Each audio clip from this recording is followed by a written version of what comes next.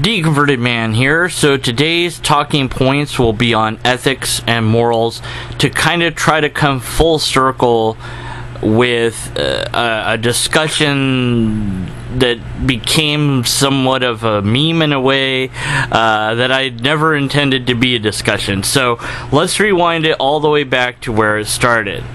I was attempting to answer several different questions asked by good old Matt Slick on his website. Link will be in the description. Out of 31 questions, the one that got picked up was, where does morality come from? And CapriciousBlackBox talked about that, and other people talked about, what morality is, where it comes from, how do we know what's moral or not, are morals absolute or not. Darran Kern, that's not how to pronounce your name, I'm sure of it, also joined in the discussion, and I think somebody else, and whoever that other person is not in my brain, so if there was another person, I apologize. There's a lobster on my shoulder. Okay, so, lobster falling off shoulder. I'm going to put him on my head. That will help me think better. Okay, so, to go back to those questions, question 19, where does morality come from? Okay. Now, this doesn't look serious, does it? Alright. This is, as many of Matt Slick's questions are, a loaded question. Questions have premises built inside them, and these premises can have logical fallacies. This one assumes that morality comes from something or someone. My response then, and my response now, is morality comes from humans. We've developed morality over time, and it has evolved in a, not exactly like biological evolution evolves, but it has evolved, it has changed throughout time. And there is somewhat, you could even argue it, a natural selection process. Societies that thrive and prosper are the ones that have moral systems that are beneficial to societies thriving and prospering, whereas societies that die out had morals that did not allow them to survive and prosper. The response from Capricious was a response that I had made when I was a Christian, not to demean his response in any way, shape, or form, but that he thinks that morals are discovered, somewhat like we've discovered mathematics. We discovered these things to be true, and he might very well be right. I abandoned that idea, I don't even know when, but I abandoned that idea quite some time ago because I don't have a logically coherent argument for it, and so I am skeptical of it. But it does assume that morality is coming from somewhere. So if CBB, CapriciousBlackBox, is correct, then morality doesn't come from anything. It's just something that we discover to be true. That is to say, we see that X, Y, and Z action have negative consequences on the society or others or the self, and thus we decide that that is something that is to be avoided, so we make that immoral to not do that, or vice versa. We see that something is beneficial, so we make it a moral obligation to do that. But if that's the case, and morality is closer to mathematics than it is an invention of the brain, then question 19 is a loaded question, because it assumes that morality comes from somewhere, and if it does not in fact come from anywhere, then you could not answer the question at all as it's phrased. Whew, okay, number 20 is, are there moral absolutes? I don't know.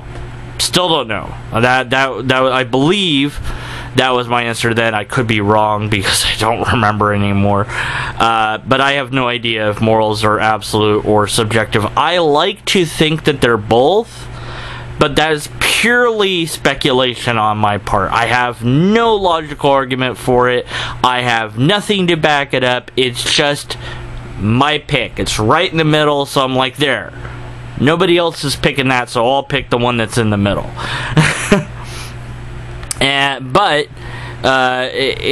Is there fallacies in this question? Are these morals absolute? So, if the answer is yes, if they don't come from something, but they are absolute, okay, you could say yes. If they don't come from something and they're not absolute, you could say no.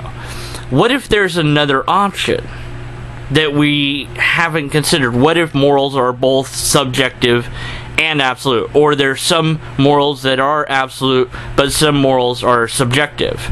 Then you wouldn't be able to answer question 20, and then question 20 becomes a loaded question. Then, question 21 asks, if there are moral absolutes, could you list a few of them? And this is assuming that you had moral absolutes from 20 that you'd answered in the affirmative to that. Perhaps your answer might be, I think there might be moral absolutes, but I don't know what they are. I just believe that there are moral absolutes, but I do not know what they are.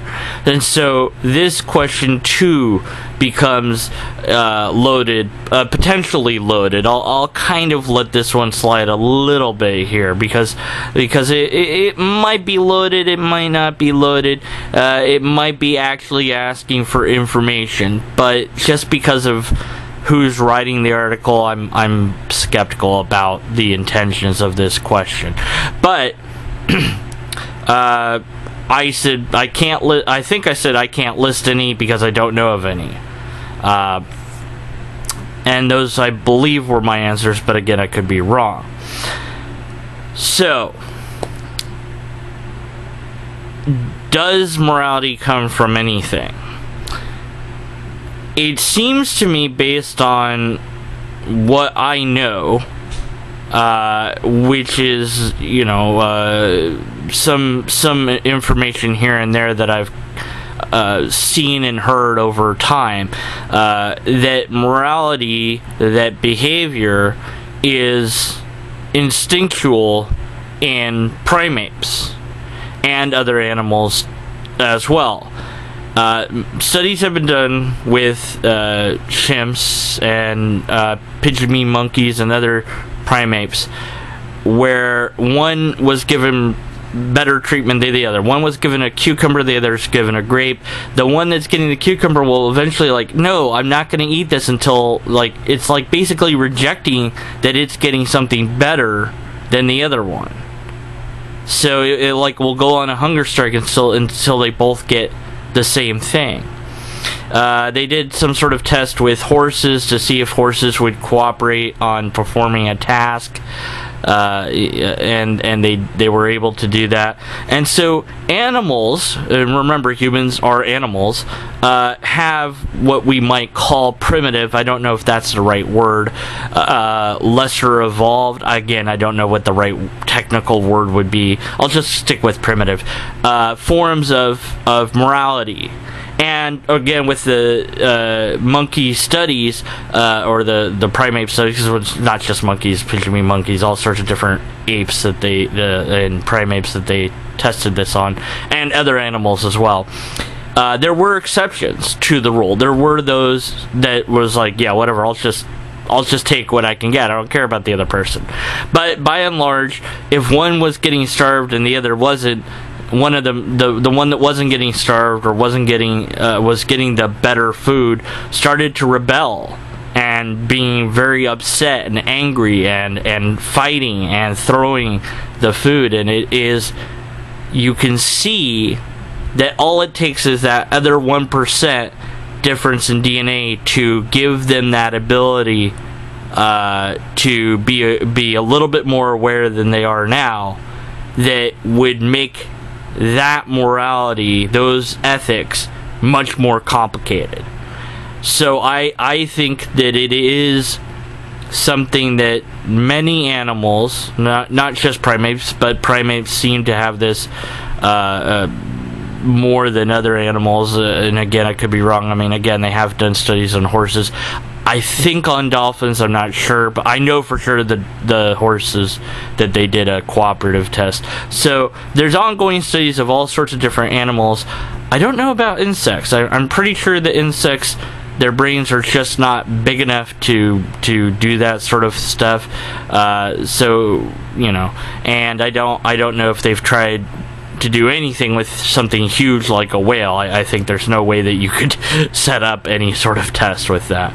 But which would be interesting if we could, because their brain is so huge, and brain size doesn't equal intelligence level as far as we know.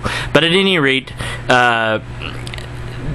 it seems then that the most likely source of morals are instinctual, and that as we became more complex creatures, the morals that we had became more complex. The way that we treat each other, the altruism that we have towards each other, that you can see in other animals, becomes more complex as the brain becomes more complex. A scientist, and I don't recall her name off the top of my head, said, you know, humans aren't the only ones with personalities, minds, and feelings. Chimpanzees have very distinct personalities, minds, and feelings. And this is somebody that had worked with chimpanzees a lot of her life. I don't know her name, but it was from the Symphony of Science, so I'll look it up and I'll put it in there below for anyone that wants to know that name. I could look it up on Google right now, but I'm in the middle of talking.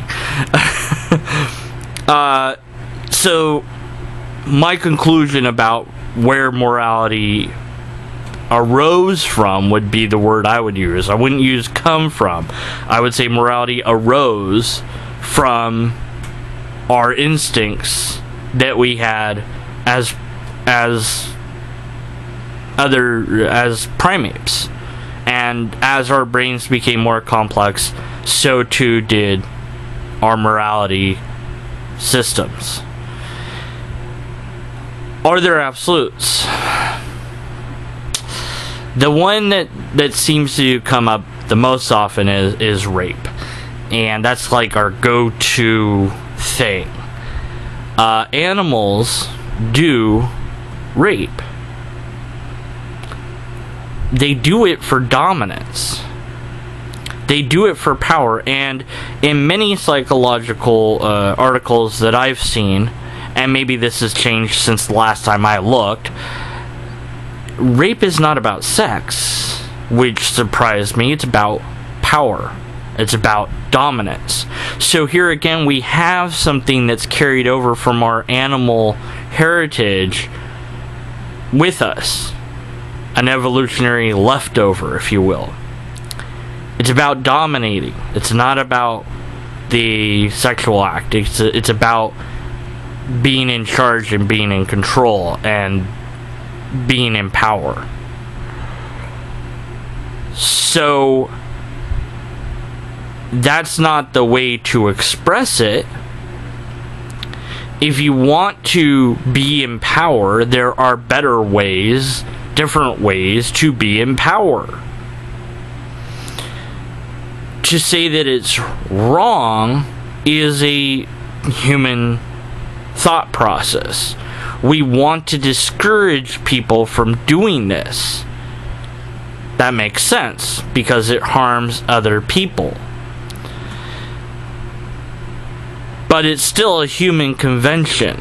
It's certainly not an animal convention, because they don't think twice about these behaviors. It is part of the way that they are.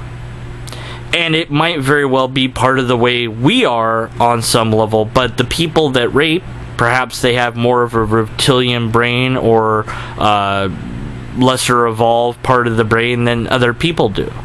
That might be an interesting study to conduct and find out. If we can identify that, perhaps there's a way we can eliminate that.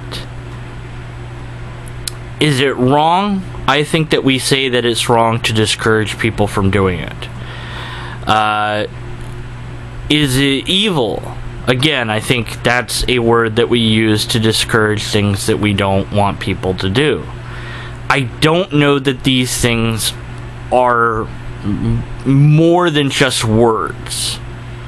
The word evil or the word wrong, I do not know if they have any other meaning than what we've ascribed to them. And if you want to convince me that they do have a meaning, I require a syllogistic, logically coherent argument. Yes, I want it in syllogism form because, okay, you know what? I'll let you do an essay. If you can do it in essay format with a thesis statement and supporting statements, I can analyze that. It's a little bit different than how I would analyze a syllogism. But if you really just can't do a syllogism, then do an essay on it, and I'll read it and I'll analyze and I'll try to help you to make it better, because I'm going to tell you the truth. I'm not going to hold back, but I'm not just trying to torpedo your efforts, okay? But it did seem like people, these two people, at any rate, CBB and DK, since I can't pronounce his name either, did agree that this act, rape, is just not good. Not something that you would want anyone to do, but that there might arise some obscure, bizarre situation where that's the only thing that makes sense to do in that circumstance. That doesn't make it right, because the means don't justify the ends. It just means you had to do this really bad thing in order to survive or what have you. So the different thought experiments that we come up with, and CBB found a loophole in mine. That wasn't the point. The point was not to find loopholes. The point is to run through the thought experiment. The reason we do thought experiments is to prepare ourselves for lesser things that are going to come our way. And thought experiments help us to understand more about ourselves, and in many ways are what ethics are kind of about. Ethics are more complicated than that. It's been a while since I read up on ethics, so I'm going to have to read up on ethics again. But at any rate, with any thought experiment, you're going to have, the absurd, it can never happen once. But what's interesting is with the common thought experiments of, you have this switch, and the train's coming, you can switch the rail and it will hit one person. You switch it the other way, it will hit a lot of people. Everyone pretty much says hit the one person. Now, when you make that person a family member, they're less likely to send the train going towards the family member. Then there was the one, if you push a giant fat guy onto the rails, that's going to stop the train somehow. Don't know. The physics don't work, but okay, it's going to stop the train and somehow you're able to push this guy over. Would you do that in order to save all these people? And most people say no. So the conclusion is that indirect action, like pulling a lever, even in a thought experiment, is more palpable, and I said that wrong and I don't care, than direct action. And they found this was true in wartime. The pilots that just press a button to drop bombs tended to have less PTSD than the soldiers that had to directly confront and see the enemy face to face. so to speak. And so not being able to see who you're harming with this action, and or being at a distance, even the people that shot from a distance, perhaps they had less PTSD than the ones that shot that were right there and could see the results. I'm not sure if they did that study, but I do know they did the pilots versus the infantry study. So it does say something about that it's easier to not have a direct force, which kind of ties into my argument against guns to some extent, which is it's very easy to pull a trigger. It's not so easy to knife somebody, because your instinct is not to knife someone for most people. That's a direct action. It's an indirect action to pull a trigger. So it's easier for people to pull the trigger than it would be for people to knife each other. And it's, not a great argument against guns, and I don't want guns to be, people are going to be like, oh my goodness, guns, Stay on topic, people. Morals and ethics. Now, I've been asking, what ethical system do you have? Does it have a name? And the response I've gotten is, I don't know. I've gotten that like 3 times from and I can't remember who the other person was. But CBB and DK, I haven't gotten response from DK yet. But so far it's been, I don't know. Mine is utilitarian. And I picked that one because I read some of Kant, and I liked what Kant had to say about his view of looking at the world. Now, I like it, but it's too far. In Kant's view, if you can imagine something being true across the world, then that thing, and you can see the world would be better if that was true, then that's a good thing to do. His stance was, tell the truth. Whatever it is. If everyone all the time told the truth, period, that would be a better world than this. And he even went so far as to say, yeah, you tell the truth. I mean, if they say, are you hiding someone here? Yes, I'm hiding someone here. But there's nothing to say you can't bolt your door and not let the people in. But if everyone always told the truth, would there actually be room for criminals? I mean, did you do this crime? Yes, I did. Okay, we got you. Hi, how you doing? Are you going to do a crime here? Well, I was planning on it, but maybe it's not a good idea after all. So. But I think that was too far. I think it's too far if someone asks your bank account number, you don't tell them that. Whereas Kant would say, no, you tell them that. I would say no. They don't need to know that information, which is different from outright lying and making up numbers to tell them. So the utilitarian ethical system for me is a good fit because it's just very pragmatic, very logical, which I like logic. So it's like the most good for the most amount of people, the least harm, the least amount of people. Simple, easy. Are there better ethical systems? Well, there's different ethical systems. Which one would you rather I subscribe to? Make some compelling case for a different ethical system. Now, that one I'll not force you to make a logically coherent argument, because that would be doing something I think that would be impossible. There's no way to gauge the different ethical systems, at least not that I know of. And if you come up with a way, that will be freaking awesome.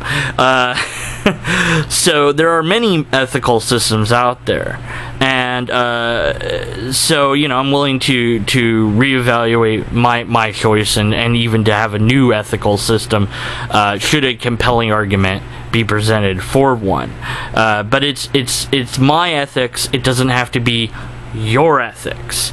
And the way that I view and think about morality does not have to be the way that you view or think about reality. And that's where this whole subjective thing comes in, where the argument is, well, if things were objective, then we would all agree on X, Y, or Z. We'd all agree on that, or we would all know that, or something to that effect.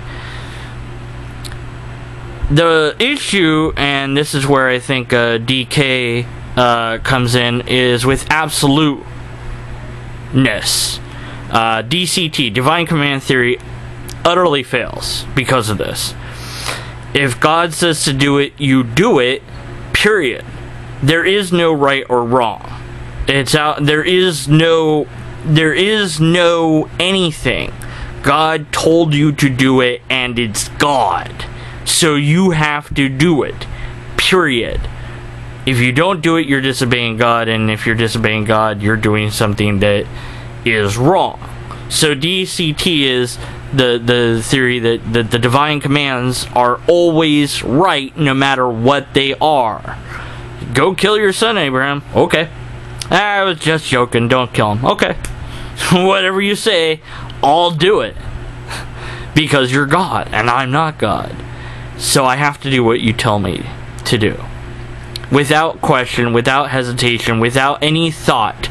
And DCT destroys ethics because you can't ask questions. Because there's no middle ground. There's no room for negotiation. There's no, well, why am I doing this? No, just do it because I told you to.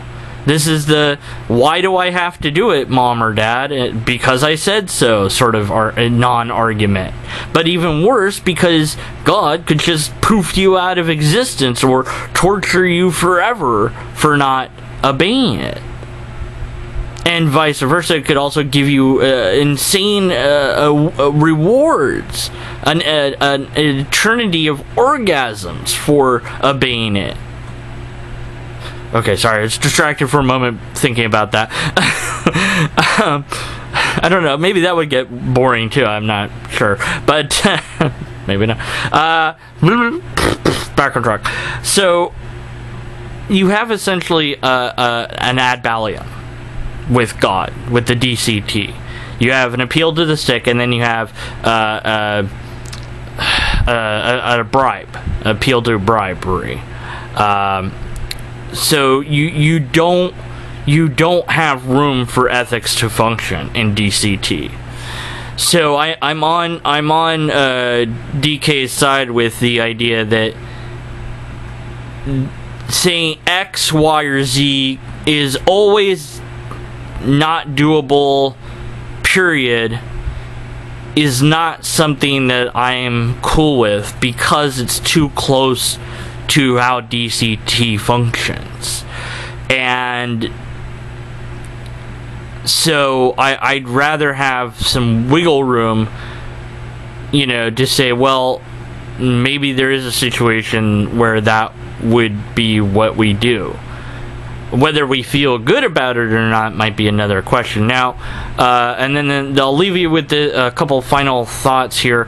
William Lane Craig had said something like, or it might have not been William Lane Craig, somebody like him, I don't know, it wasn't William Lane Craig, strike that, somebody somewhere said, and I don't remember who now, but whatever, raping babies for fun is always bad.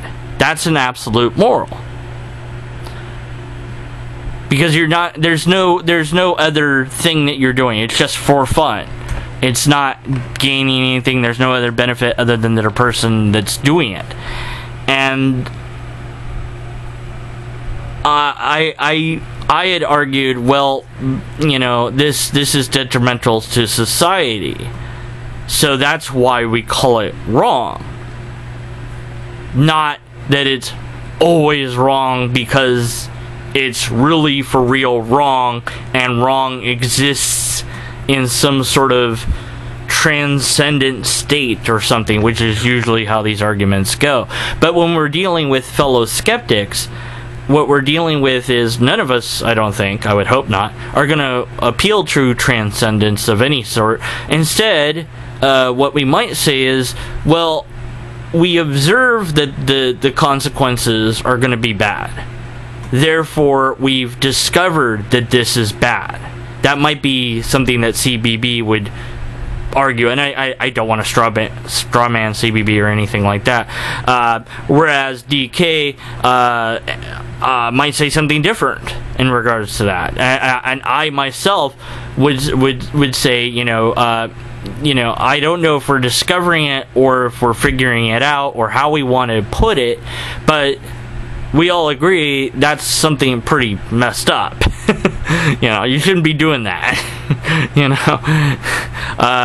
Can we find a substitution, perhaps? Maybe we can get you an android baby that's not really a human, so that you're doing that and you're hurting no one. And so with things like that, as technology and as understanding of the human brain progresses, I wonder if we're going to have better options other than life imprisonment or things like this. Let's say somebody is a serial killer and we had a holodeck. Couldn't we just let them loose in a holodeck full of fake generated characters that they could just kill over and over again and let them live their life doing what they want to do? It's hurting no one, because it's a realistic video game that they're constantly playing. Or is it that by the time that we have that technology, we would know how to cure serial killer, so we wouldn't have a serial killer in the first place? I don't know.